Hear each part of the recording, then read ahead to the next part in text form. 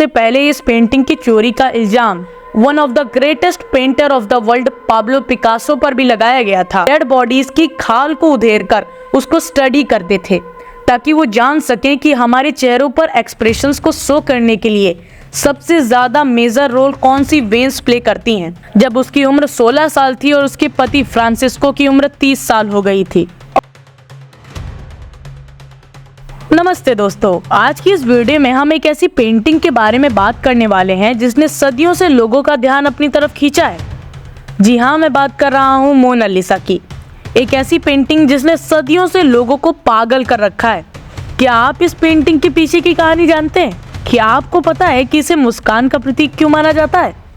दुनिया की सबसे फेमस पेंटिंग की मिस्ट्रीज के बारे में जानने के लिए तैयार हो जाइए, क्योंकि आज की इस वीडियो में हम इस पेंटिंग के पीछे की अनसुलझी कहानियों के बारे में और इसके पीछे के कलाकार लियोनार्डो दा विंची की अनोखी जिंदगी के बारे में जानेंगे। क्या आपको पता है कि इस लड़की की आंखें आपको कभी नहीं छोड़ती? लेकिन आखिर ऐसा होता कैसे है? आइए इसे जानने के लिए एक अनोखे सफर पर चलते हैं। इस मिस्ट्री की हिस्ट्री में गोते लगाते हैं ताकि हमें हमारे प्रश्नों के उत्तर मिल सके। अब देखिए, चाहे बात हो दुनिया का सबसे पहला रोबोट बनाने की या दुनिया की सबसे महंगी किताब लिखने की, ये सब लियोनार्डो दा विंची ने पहले ही कर रखा है, जो उनकी अनबीटेबल इमेजिनेशन पावर को दर्शाता है। इसी इमेजिनेशन पावर की मदद से उन्होंने एक ऐसी पेंटिंग को जन्म दिया जिसे आज दुनिया मोनालिसा के नाम से जानती है। लियोनार्डो इतने ज्यादा इंटेलिजेंट थे कि इनके ऊपर एक अलग सी वीडियो बनाई जा सकती है, इसीलिए इन पर ज्यादा फोकस न करते हुए पेंटिंग के बारे में जानते हैं। जॉर्जियो वसारी एक इटालियन आर्टिस्ट था जिसने 1550 में लियोनार्डो की जीवनी लिखी थी। इस किताब में उसने बताया कि ये जो पेंटिंग आपको दिखती है ये एक लड़की पर बनाई गई थी जिसका नाम था लीजा गेजार्दिनी, जिसकी शादी फ्लोरेंस शहर में रहने वाले एक सिल्क ट्रेडर के साथ हुई थी जिसका नाम था फ्रांसिस्को जियोकोंडो। फ्रांसिस्को ने ये पेंटिंग अपनी बीवी के लिए ही बनवाई थी। वैसे तो अब इस लड़की की आइडेंटिटी पर बहुत सी कॉन्स्पिरेसी थ्योरीज हैं, लेकिन फ्लोरेंस के एक प्रोफेसर ने लीजा की आइडेंटिटी पर 25 सालों तक रिसर्च करी और बहुत सी नई बातें दुनिया के सामने लाकर रखी। इन्होंने बताया कि लियोनार्डो और फ्रांसिस्को के परिवार के बीच बहुत गहरा संबंध था। लियोनार्डो के पापा फ्रांसिस्को को बहुत लंबे टाइम से जानते भी थे, इसीलिए हो सकता है कि फ्रांसिस्को ने नहीं बल्कि लियोनार्डो के पापा ने ही ये पेंटिंग बनाने को लियोनार्डो को कहा होगा। उन्होंने ये भी बताया कि लीजा की शादी 5 मार्च 1495 को रजिस्टर हुई थी, जब उसकी उम्र 16 साल थी और उसके पति फ्रांसिस्को की उम्र 30 साल हो गई थी। और जब ये पेंटिंग बनाई गई तब लीजा की उम्र 26 साल थी। यानी इस पेंटिंग को बनाने के मेनली 2 कारण हो सकते हैं। पहला, जब उन्होंने नया घर खरीदा, या दूसरा, जब लीजा की दूसरी संतान हुई, क्योंकि पहली संतान को लीजा ने 1497 में खो दिया था। तो दोस्तों, अब आप जानते हैं कि इस पेंटिंग को कब बनाया गया, क्यों बनाया गया और इस पेंटिंग में दिख रही लड़की कौन है। लेकिन अब सवाल तो ये उठता है कि लीजा कोई बहुत बड़ी सेलिब्रिटी नहीं थी, तो आखिर क्यों ये पेंटिंग इतनी ज्यादा फेमस है कि इसकी वैल्यूएशन आज की डेट में $1 बिलियन है। Literally $1 billion. अब हो सकता है कि ये पेंटिंग खास इसीलिए हो क्योंकि लियोनार्डो ने इस पेंटिंग में बहुत बारीकी से काम किया हो, लेकिन इसे फेमस करने का काम किया था इस पेंटिंग की चोरी ने। लेकिन आखिर इसे चोरी कर एक देश से दूसरे देश लाया ही क्यों गया था? तो आइए पहले इस पेंटिंग की चोरी की कहानी को जानते हैं। वैसे तो फ्रांसिस्को और लियोनार्डो दोनों की फैमिली इटालियन थी, लेकिन 1516 में फ्रांस के राजा फ्रांसिस I ने लियोनार्डो को इनवाइट किया कि वो इटली छोड़कर फ्रांस में शिफ्ट हो जाएं। इसी वजह से लियोनार्डो 1516 में इटली छोड़कर फ्रांस में शिफ्ट हो गए। माना जाता है इतने लंबे टाइम तक इस पेंटिंग पर काम करते रहने के बाद भी अभी तक लियोनार्डो ने इस पेंटिंग को खत्म नहीं किया था, और इतने में ही 1519 में उनकी मौत भी हो जाती है। इसी वजह से फ्रांसिस I यानी फ्रांस के राजा इस पेंटिंग को अपने रॉयल कलेक्शन के लिए रख लेते हैं। अगले लगभग 150 सालों तक ये पेंटिंग राजघराने में ही रहती है, लेकिन इसके बाद 1757 में इस पेंटिंग को राजघराने से निकालकर लूव्र म्यूजियम में रख दिया जाता है। 114 सालों तक ये पेंटिंग लूव्र म्यूजियम में ही रखी रहती है, लेकिन इसके बाद 21 अगस्त 1911 को इस पेंटिंग की चोरी हो जाती है। इस चोरी के मास्टरमाइंडेड थे विंसेंजो पेरोगिया और उनके 2 दोस्त विंसेंजो लेंसोलोटी और माइकल लेंसोलोटी। दरअसल ये तीनों दोस्त 20 अगस्त 1911 की रात में इस म्यूजियम के अंदर ही रुक जाते हैं और सुबह होते ही इस पेंटिंग को चुरा कर सुबह 7:45 बजे की ट्रेन पकड़ते हैं और फ्रांस से गायब हो जाते हैं। इटली पहुंचने के बाद विंसेंजो पेरोगिया लगभग 2 सालों तक इस मास्टरपीस को अपने घर में ही छुपा कर रखते हैं, क्योंकि उन्हें पता था कि इस पेंटिंग की चोरी की खबर सनसनी की तरह पूरी दुनिया में फैल चुकी है और पूरी दुनिया के लोग इसी पेंटिंग को ढूंढ रहे हैं।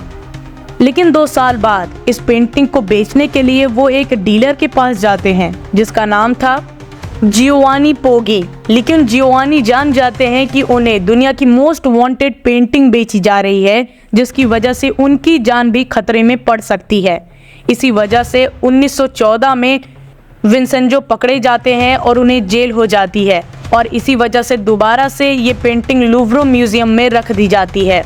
और आज भी अगर आप इस पेंटिंग को देखना चाहते हैं तो फ्रांस लूव्र म्यूजियम में चले जाइए। हिस्टोरियंस के हिसाब से विंसेंजो ऐसा इसीलिए कर पाए क्योंकि वो खुद लूव्र म्यूजियम के एक एम्प्लॉय थे, इसी वजह से वो उन्होंने पूरी रात इस म्यूजियम के अंदर ही गुजारी। वैसे आपको विश्वास तो नहीं होगा, लेकिन सबसे पहले इस पेंटिंग की चोरी का इल्जाम one of the greatest painter of the world Pablo Picasso पर भी लगाया गया था। लेकिन 1914 में इस पेंटिंग की चोरी की गुत्थी पूरी तरह से सुलझ गई। लेकिन अभी भी एक सवाल बचता है कि आखिर क्या है इस पेंटिंग में जिसकी वजह से लोग इस पर पानी की तरह पैसे बहाने के लिए तैयार हैं। देखिए, इस पेंटिंग के हद से ज्यादा फेमस और कॉस्टली होने के पीछे मेनली 4 रीजन है। Number 1, sfumato technique. दोस्तों, लियोनार्डो ने इस पेंटिंग को बनाने के लिए स्फूमाटो टेक्निक का इस्तेमाल किया है। बेसिकली इस पेंटिंग में शेडोज की मदद से मेन कैरेक्टर और बैकग्राउंड को मर्ज करने की कोशिश की गई है। जैसे इस पेंटिंग की किसी जगह पर आपको लीजा के बाल वैलीज पर भी देखने को मिलेंगे। यही है स्फूमाटो टेक्निक। Number 2, special details. दोस्तों, अगर आप इस पेंटिंग में स्माइल पर फोकस करेंगे तो आपको लीजा का चेहरा सीरियस दिखने लगेगा, लेकिन अगर आप उसकी आंखों पर फोकस करते हैं तो उसका चेहरा और ज्यादा स्माइल करने लगेगा। ऐसा क्यों हो पाता है, क्या आपको पता है?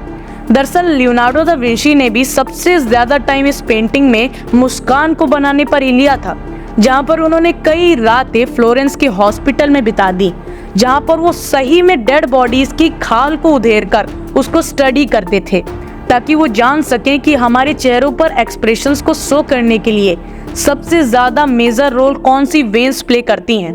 यानी ये दुनिया की इकलौती ऐसी पेंटिंग होगी जिसे बनाने के लिए डेड बॉडीज को स्टडी किया गया हो। यहाँ तक कि एक्सप्रेशंस को सही से समझने के लिए उन्होंने घोड़ों तक को भी स्टडी कर डाला।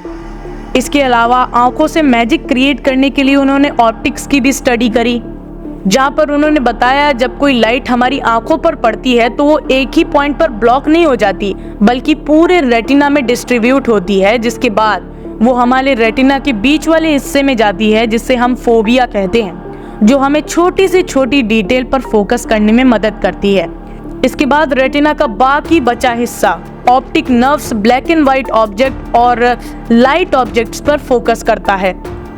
शायद इसी वजह से वो ऐसा मैजिक क्रिएट कर पाए कि अगर आप पेरिफेरल विजन से भी मोनालिसा की पेंटिंग को देखते हैं, यानी अगर आप उस पेंटिंग पर ध्यान ना भी दे रहे हो, तब भी आपको लगेगा कि फोटो में बनी लीजा आपको ही देख रही है। इसके अलावा अगर आप इस पेंटिंग के बैकग्राउंड पर फोकस करें तो आपको जो ये वैली दिख रही है ना, ये एक्चुअल में इटली की आर्नो वैली है। तो इस बात से आप अंदाजा लगा सकते हैं कि किस लेवल की स्टडी करी थी लियोनार्डो दा विंची ने इस एक पेंटिंग को बनाने के लिए। Number 3, innovative ideas. दोस्तों, ये पेंटिंग उस जमाने की पहली ऐसी पेंटिंग थी जहां पर कैरेक्टर पर इतने करीब से फोकस किया जा रहा हो। दरअसल लियोनार्डो दा विंची ने इस पेंटिंग को बनाने के लिए हाफ लेंथ पोर्ट्रेट फॉर्मेट का इस्तेमाल किया था। वैसे तो आज की डेट में ये फॉर्मेट काफ़ी ज़्यादा कॉमन है, लेकिन उस टाइम में कोई भी आर्टिस्ट इस फॉर्मेट का इस्तेमाल नहीं करता था। इसी वजह से ये पेंटिंग बहुत ज़्यादा बड़ी पेंटिंग नहीं है। जैसे अगर आप लूव्र म्यूजियम में रखी इस पेंटिंग को देखते हैं तो आपको पता चलेगा ये कितनी ज़्यादा छोटी है। ये सिर्फ 77 सेंटीमीटर बाय 53 सेंटीमीटर की एक छोटी सी पेंटिंग है। इसके अलावा इसे नॉर्मली किसी पेपर या किसी कैनवास पर नहीं बनाया गया है, बल्कि इसे पॉपुलर की लकड़ियों पर बनाया गया है, जो उस टाइम में पेंटर्स की पहली पसंद हुआ करती थी। आज भी ये पेंटिंग लूव्र म्यूजियम के अंदर एक बुलेट प्रूफ ग्लास के पीछे रखी हुई है फुल सिक्योरिटी के साथ। तो अगर आप आज भी इस पेंटिंग को देखना चाहें तो तुरंत फ्रांस की टिकट कटाएं और लूव्र म्यूजियम पहुंच जाएं। चौथा रीजन है इस पेंटिंग की चोरी का। दोस्तों दरअसल जब इसे चोरी किया गया उससे पहले ये पेंटिंग इतनी भी ज्यादा फेमस नहीं थी, लेकिन जब इसे चोरी कर लिया गया तब ये खबर पूरी दुनिया में सनसनी की तरह फैली, जिसकी वजह से ज्यादा लोग इस पेंटिंग के बारे में जान पाए। और शायद इस पेंटिंग को चोरी ना किया जाता तो आज आप और मैं इस पेंटिंग के बारे में ना जान रहे होते। तो दोस्तों ये थी आज की वीडियो। आशा करता हूँ कि आपको आपके सारे सवालों के जवाब मिल गए होंगे। आज की इस वीडियो में हमने मोनालिसा पेंटिंग के बारे में और उसके कलाकार लियोनार्डो दा विंची के बारे में जाना। लेकिन अगर आप लियोनार्डो दा विंची के बारे में और जानना चाहते हैं तो हमें नीचे कमेंट्स में बता सकते हैं, हम उस पर भी लॉन्ग वीडियो लाने की पूरी कोशिश करेंगे। तो बस फिर आज की वीडियो में इतना ही। मिलता हूँ मैं आपसे किसी और वीडियो में किसी और नए टॉपिक के साथ। तब तक के लिए जय हिंद।